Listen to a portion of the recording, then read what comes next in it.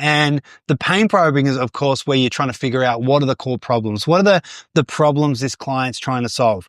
Keeping in mind, and this is something that I think most coaches forget, is that they're on the call because they have a problem. They need to change something, right? Otherwise, it wouldn't be on the call. So if they get on there and say they don't have a problem, you got to call BS on that and keep digging in and diving. And so when you get to the pain probing section of a call, there are a lot of different fancy questions you can ask, but we'll just keep it as simple as possible for the podcast. First of all, you need to identify and isolate the problem. Then you want to figure out the impact that it's had on its life. So cool. What are your biggest challenges right now? They say something like mental health, confidence, whatever it might be.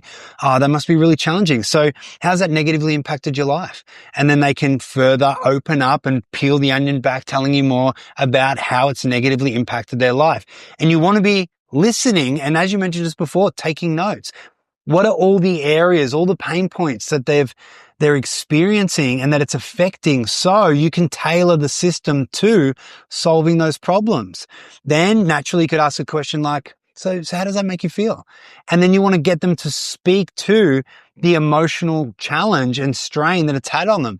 And I think it's important to ask like three levels of and layers of those questions, because what you're really trying to do is hear their worldview and like see their worldview, but hear it in their language